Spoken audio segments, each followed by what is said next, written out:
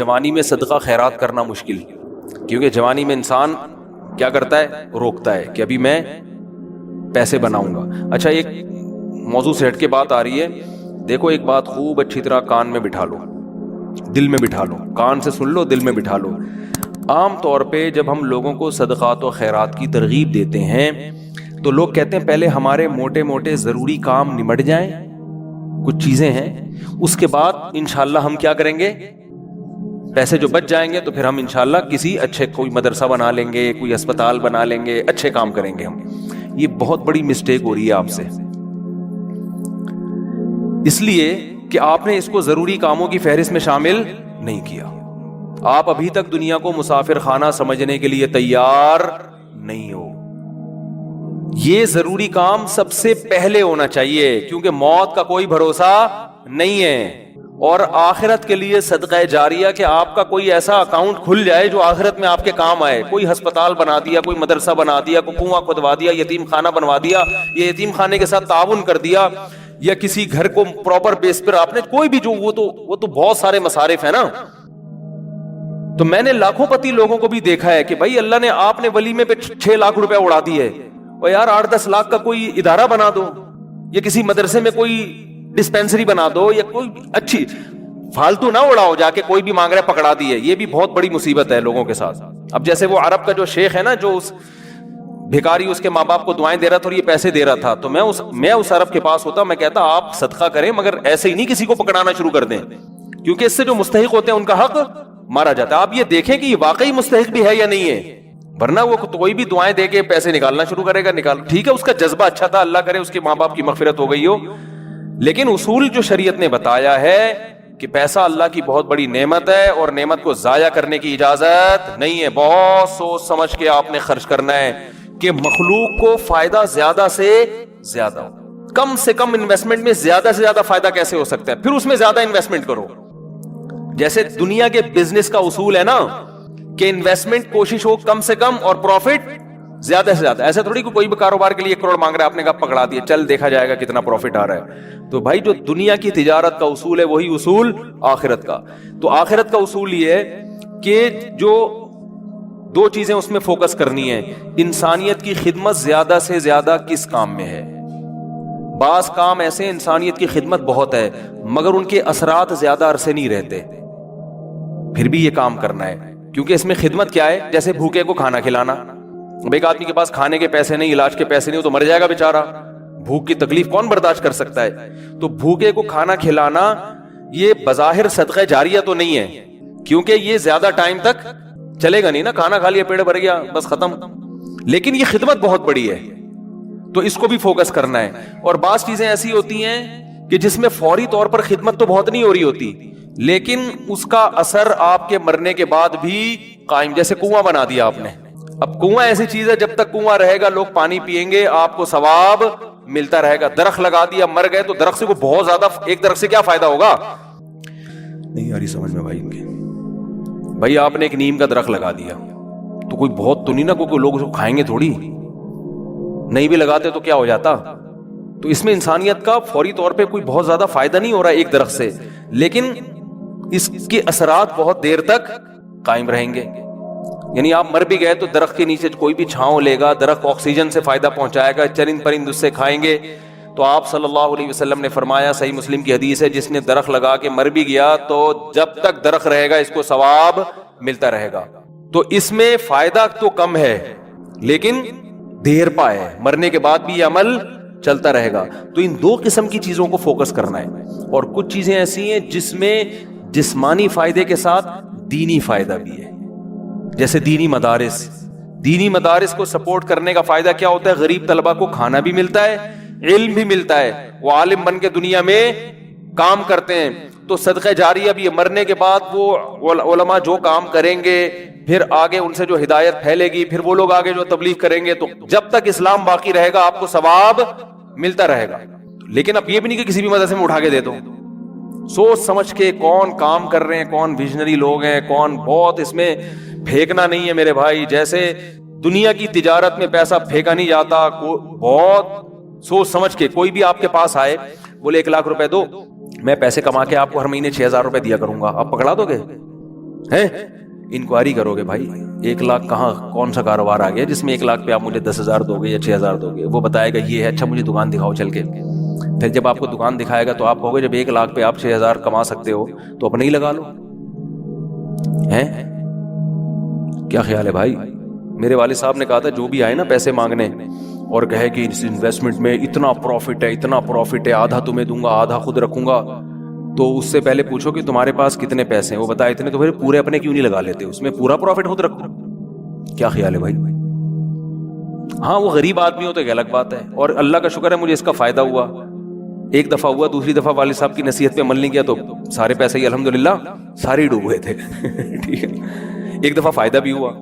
एक साहब जो एक बड़े पोश एरिया में रहते थे, मैं चूंकि उस एरिया का नाम लूंगा तो कहीं ऐसा ना वो समझ जाए, लेकिन किस्सा पुराना हो गया वो नहीं समझेंगे, फिर भी एहतियात यही है कि नाम न लिया जाए। मालदार इलाके के थे, मुझे कहने लगे कि मैं ये कारोबार करना चाहता हूँ। अच्छा, इस ऐसे एरिया में रहते थे कि मुझे पता था इतने पैसे तो इनके पास होंगे वरना इस एरिया में रह नहीं सकता आदमी।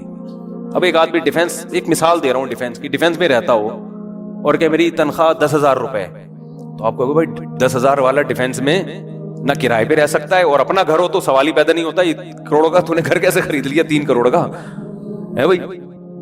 हो सकता है 4 करोड़। स्टेट एजेंट वाले मुझे फिर फोन करेंगे आपने डिफेंस की वैल्यू क्या कर दी है, बयान में गिरा दी है। तो मैं मिसाल दे रहा हूँ, या अब हर बयान को ना लोग बड़े सेंसिटिव बन के ले रहे होते हैं, क्या आपने डिफेंस में 3 करोड़ बोल दिए, हमारी तो वैल्यू। तो अब क्योंकि शोहरत हो गई है ना, तो हर चीज को बहुत ज्यादा लोग सीरियस हो रहे हैं। 25 करोड़ ठीक है ना, 25 करोड़ का। अब उससे फिर लोग परेशान होंगे, यार हम ले रहे थे आपने कीमत बढ़ा दी। तो भाई ये महज एक मिसाल है, मुझे नहीं पता डिफेंस में कीमतें क्या चल रही हैं, तो कुछ भी लगा लो कीमत। तो आपने क्या किया, बात क्या चल रही थी? हाँ, बंदा मेरे पास आया, रहता पोश एरिया में, मालदार इलाके में, मुझे कहने लगा आप मुझे पैसे दो, मैं ये चीज खरीद के बेचूंगा, आधा प्रॉफिट आपका आधा मेरा। तो मुझे अब्बा की बात याद आ गई। मैंने कहा जो इतने इन्वेस्टमेंट आप मुझसे करवा रहे हो तो ये चीज आप खुद खरीद के बेच दो पूरे पैसों की, पूरा प्रॉफिट आपका, मुझे आधा क्यों दे रहे हो? इन्वेस्टमेंट जो मुझसे करवा रहा है और आधा प्रॉफिट दे रहा है, इसका मतलब वो रिस्क लेने के लिए तैयार नहीं है। बोले डूबे तो इसके डूबे, इसका मतलब आपको खुद पता है कि यकीनी प्रॉफिट नहीं है। समझते हो कि नहीं समझते? तो किसी को पैसे देने से पहले जैसे इंक्वायरी करते हो ना, सदका खैरात से पहले भी ऐसे इंक्वायरी किया करो, क्योंकि आपके पास लामहदूद रकम नहीं है। गैर मुस्तहिक को देने का सबसे बड़ा नुकसान ये कि मुस्तहिक लोग रह जाते हैं। लोग कहते हैं किसी गैर मुस्तहिक को चला गया तो क्या है, ओ भाई फिर इतने फिर मुस्तहिकीन रह जाएंगे इससे। और सवाब कमाना है ना, तो सवाब तो जब ही मिलेगा जब आपका पैसा सही जगह पे जाएगा। जो गैर मुस्तहिक हो उसको हदिया दे दिया करो भाई, दोस्ती यारी में, कि चल यार गिफ्ट है। बात आ रही है समझ में? तो ये मैं अहम पॉइंट की बात बता रहा हूं कि 2 जगह खर्च करना है, जरूरत और दूसरा जिसका असर देर पाओ। तो सदका जारिया भी अच्छी चीज है, और इंसानियत की जरूरत पूरी करना। आप कह सकते हैं यार एक भूखे को खाना खिला दिया, पेट भर गया, तो वो तो बस एक सवाब मखसूस मिल गया, तो अब तो खत्म ना, सदका जारिया तो क़यामत तक रहता है। ये इसलिए बता रहा हूं कि हम बाज़ दफा लोगों को बताते हैं कि यार ये देखो ये गरीब है, इसको बेवा है, इसके घर में राशन डाल दो, कह रहे हैं नहीं नहीं नहीं हम तो सदका जारिया चाहते हैं। तो याद रखो सदका जारिया के अपने फजाइल हैं कि वो चलता रहेगा आपका, लेकिन भूखे को खाना खिलाने के, उसकी जरूरत पूरी करने के अपने, वो सवाब थोड़ा है लेकिन वजनी बहुत है। वजनी कैसे? हदीस में आता है क़यामत के दिन अल्लाह ऐलान करेंगे, जब मैदान हशर होगा ना, बहुत सख्ती का दिन होगा, तो अल्लाह ऐलान करेंगे कहां हैं वो लोग कि जब मैं भूखा था तो उन्होंने मुझे खाना खिलाया, मैं प्यासा था तो उन्होंने मुझे पानी पिलाया, आज उन भूखों को मैं खिलाऊंगा क्योंकि उन्होंने मुझे खिलाया था।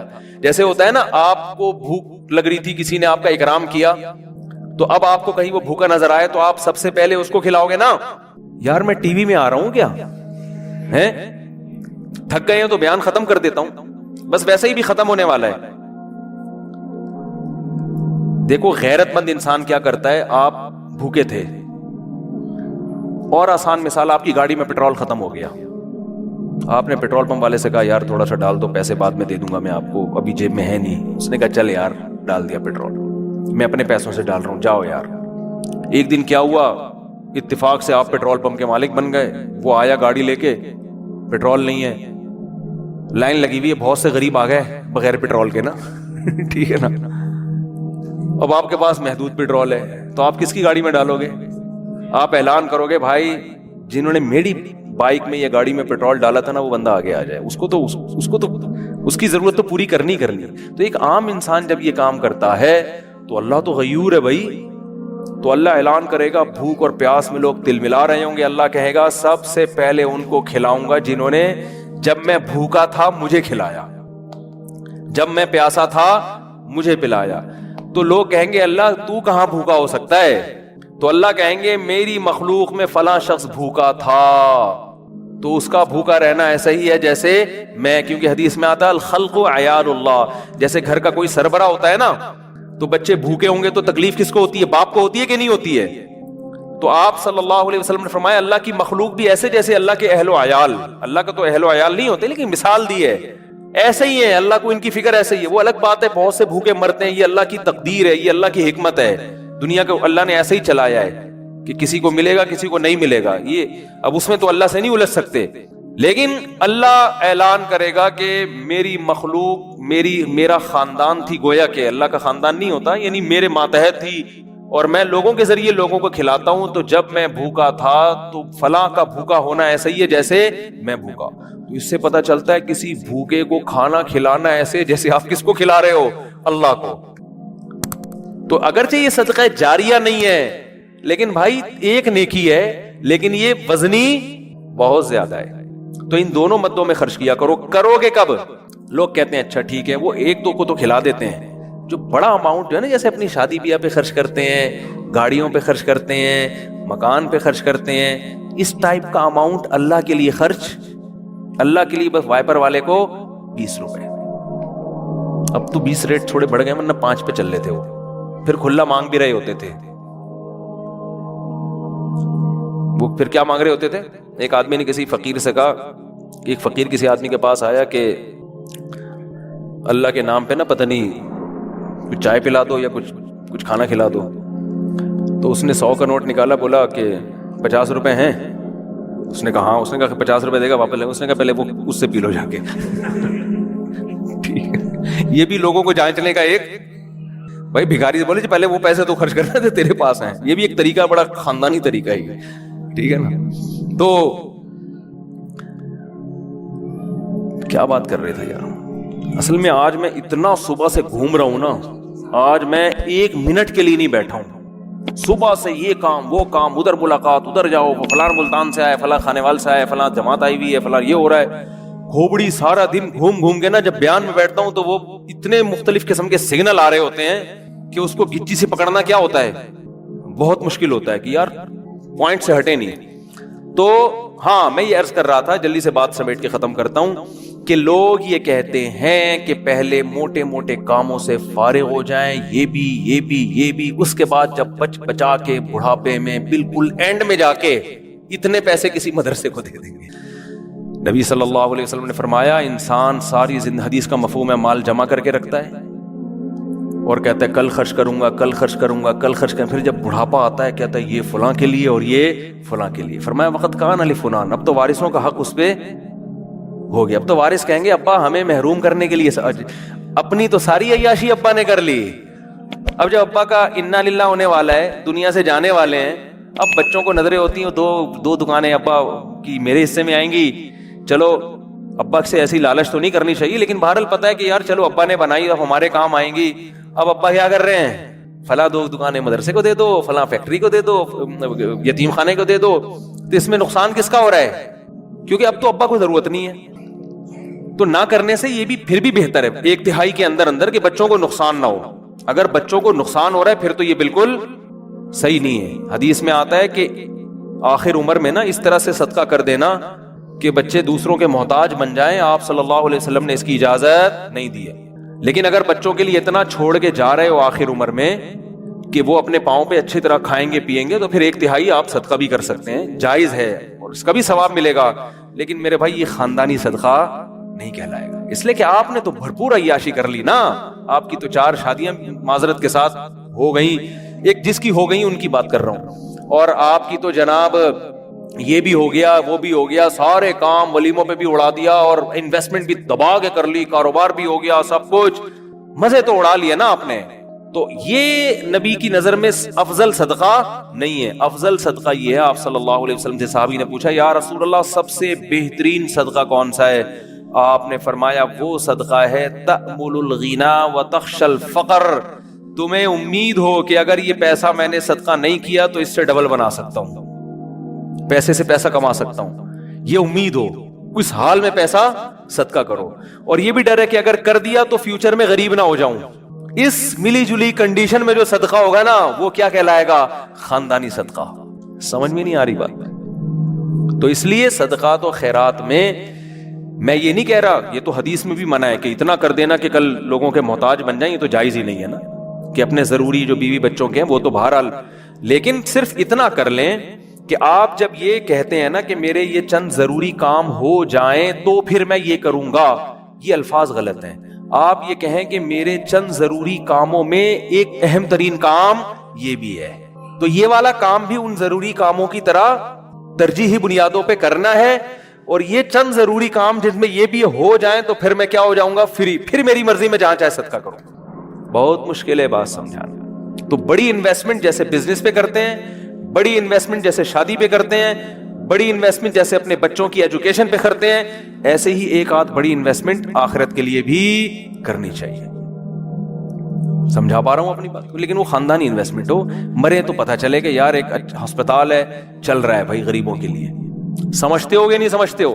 دیکھو گورے بھی بڑی بڑی انویسٹمنٹ کرتے ہیں لیکن ان کا کوئی بچوں کا ان پہ ٹینشن نہیں ہوتی نا, نہ بیوہ کا خیال ہے ان کو, نہ بچوں کا خیال ہے. آپ کے لیے صدقہ کرو گے ثواب ملے گا, کیونکہ آپ تو پوری فوج چھوڑ کے جا رہے ہو اگر میرے بیان سنتے ہو. کیا خیال ہے؟ ٹھیک ہے نا, پوری فوج ہے آپ کی. تو دونوں. اور پھر عجیب بات ہے, آپ نے اس نیت سے نہیں کرنا کہ ریٹرن ملے گا, اسی نیت سے کرنا ہے کہ میں نے جو خرچ کیا وہ گیا, ختم, بس دنیا میں نیکی کر دریا میں ڈال.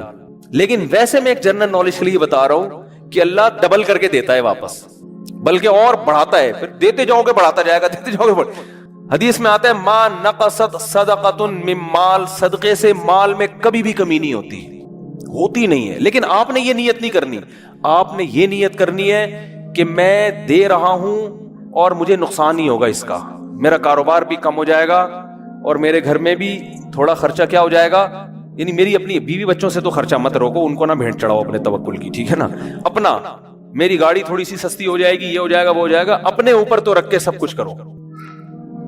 یہ نیت یہی کرو کہ یار کمی ہو جائے گا. لیکن ویسے میں جنرل نالج کے لیے بتا رہا ہوں کم ہوتا نہیں, کیونکہ اگر آپ نے نیت یہ کر لی نا کہ بڑھ جائے گا, پھر نہیں بڑھے گا, پھر نہیں بڑھے گا. اور اس میں بات چاہ کے کمپلیٹ ہو جائے, لیکن اس میں آپ نے یہ دیکھنا ہے آپ میں توکل کتنا ہے.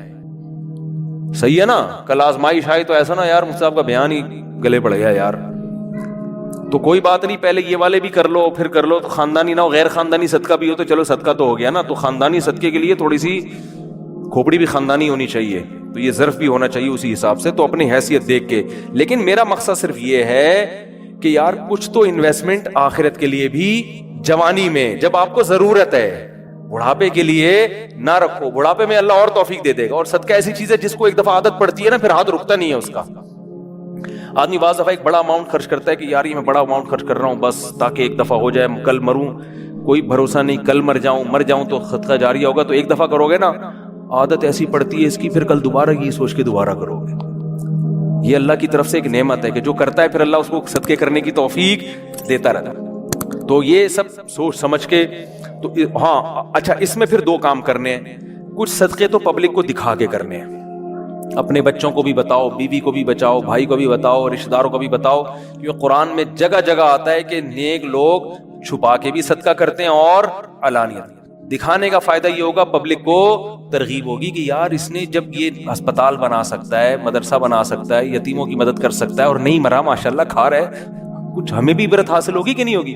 بچوں کو جب بتاؤ گے تو بچے کہیں گے یار میرے باپ نے اتنا کچھ کیا. جب وہ باپ بنیں گے تو ان کا بھی دل چاہے گا. تبھی میں لوگوں سے کہتا ہوں اپنی بہنوں پہ خرچ کیا کرو لفافے میں, اور بچے کو بتاؤ دیکھو میں نے پھپھو کو تمہاری اتنے پیسے دیے, شو مارنے کے لیے نہیں, تاکہ وہ بھی آپ کی بہنوں, آپ کی بیٹیوں پہ, جب آپ اپنی بہنوں پہ اپنی اولاد کے سامنے خرچ کرو گے تو آپ کا بیٹے کو خیال ہوگا کہ یار مجھے بھی جب میری ارننگ آئے گی تو مجھے بھی اپنی بہنوں کا خیال کرنا ہے. ہماری یہ پرمپرا ہے, ہمارے خاندان میں مرد عورتوں کا خیال کرتے ہیں. آپ کیا کرتے ہو, کبھی ایک دھیلا بچے نے نہیں دیکھا کہ آپ کی جیب سے اس کی پھپھو کے لیے نکل رہا ہو, ٹھیک ہے نا. نصیحتیں آپ کی صبح شام ماشاءاللہ ہول سیل کے حساب سے چلتی رہتی. بچے کو سمجھاتے رہتے ہو غریبوں کا خیال کیا کرو, بوڑھے ماں باپ کا خیال کیا کرو. بچے کو پتا ہے فری پھوکٹ کی نصیحتوں کے علاوہ ابا کے پاس کوئی کام نہیں. فری پھوکٹ کی نصیحت.